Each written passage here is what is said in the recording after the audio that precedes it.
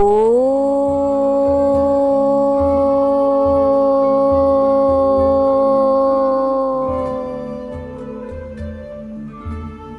नमस्कार दोस्तों, स्वागत है आपका कथा सागर में।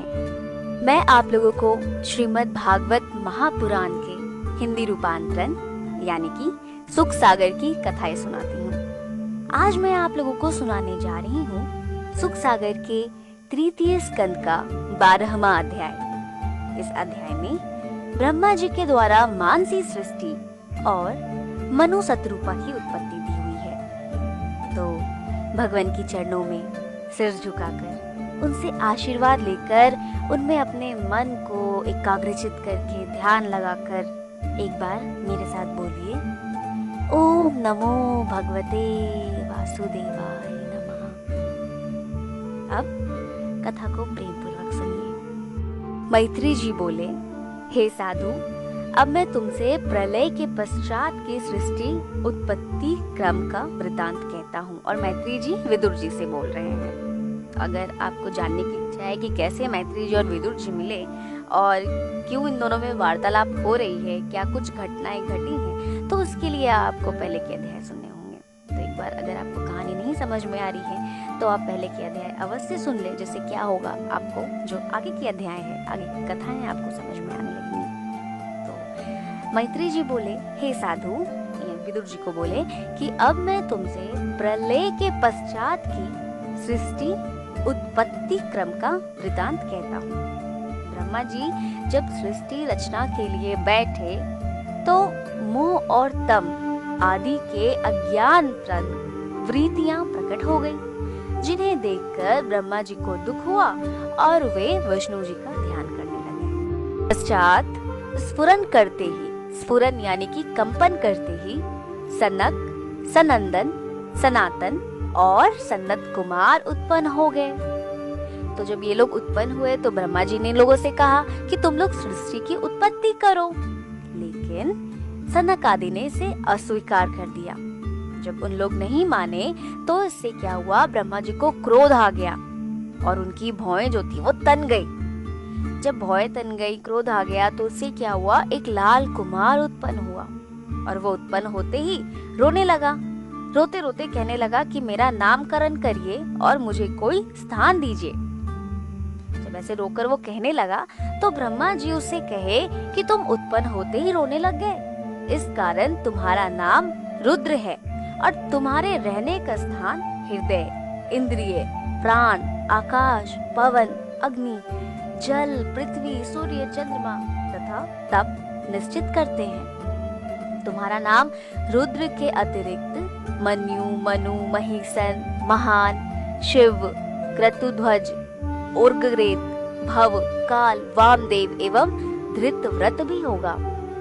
और नाम बताने के साथ ही उन्होंने बताया कि श्री, वृति, उष्णा, उमा, इला, अंबिका, इरावती, सुधा, दीक्षा तथा रुद्रानी तुम्हारी स्त्रियां होंगी। तुम इन स्त्रियों के पास अपने स्थानों पर जाओ और सृष्टि रचना द्वारा प्रजापति बनो। शिव जी ने अपने ही आकार और स्वभाव की बहुत सी प्रजाओं और रुद्रों को उत्पन्न किया।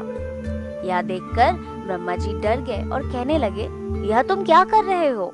ऐसी प्रजाओं से कुछ कार्य नहीं होगा और ये अपने भयंकर नेत्रों से मुझे एवं दिशाओं को भस्म कर देंगी।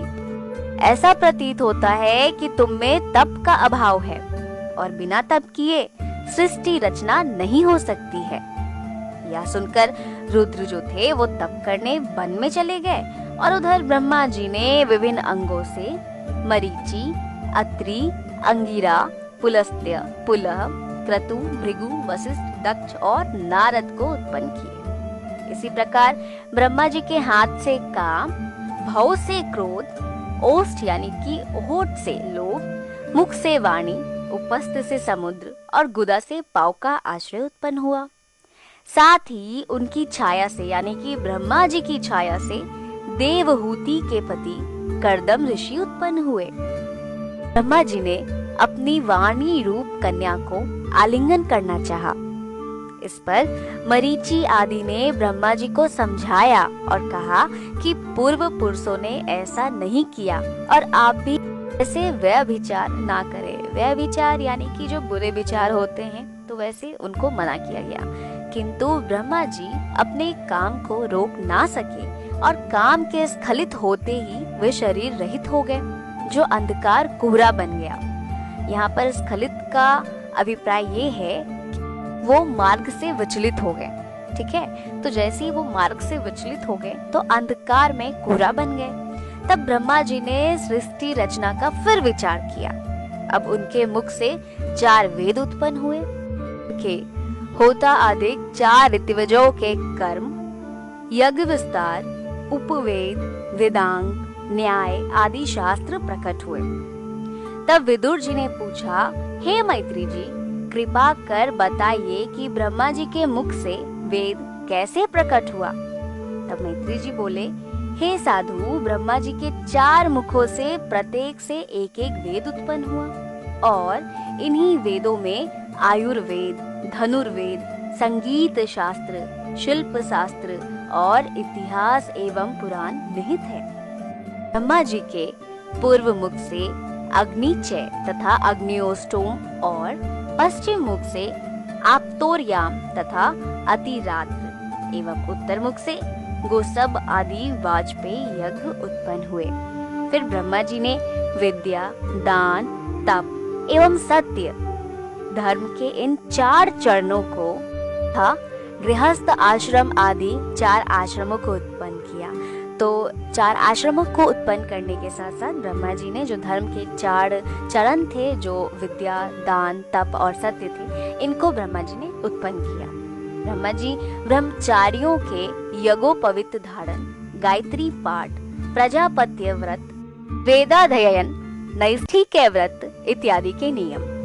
ब्रह्मचारियों के बाद गृहस्थों के लिए कृषि, यज्ञ, वाणिज्य इत्यादि 4 वृत्तियों का प्रणयन। ब्रह्मचारियों और गृहस्थों के बाद वानप्रस्थितियों के लिए वैशानस, बालखिल्य, औदुंबर और फेनक 4 प्रकार के तप। और ब्रह्मचारी, गृहस्थ और वानप्रस्थ के बाद जो सन्यासी वर्ग होते हैं उनके लिए इसी प्रकार के नियमों की रचना की। ब्रह्मा जी ने अपने 4 मुखों से ओमकार सहित भू भुर्व स्वः महा इन 4 व्याहृतियों को अर्थात धर्म, अर्थ, काम और मोक्ष को उत्पन्न किया। फिर ब्रह्मा जी ने ही वेद के विविध छंदों को अपने शरीर के विविध अंगों से अक्षरों को उनके स्वरों के साथ उत्पन्न किया। इतनी सृष्टि कर चुकने के पश्चात ब्रह्मा जी ने देखा कि इनका विकास नहीं हो रहा है। यह चिंता उत्पन्न होते ही ब्रह्मा जी के शरीर के 2 टुकड़े हो गए। एक टुकड़ा स्वयंभुव मनु हुआ और दूसरा शतरूपा नामक स्त्री हुई। तब उन दोनों के संयोग से 2 पुत्र और 3 कन्याएं उत्पन्न हुई। पुत्रों का नाम था प्रियव्रत, उत्तानपाद। कन्याओं का नाम आकुति, देवहूति और प्रसूति हुआ।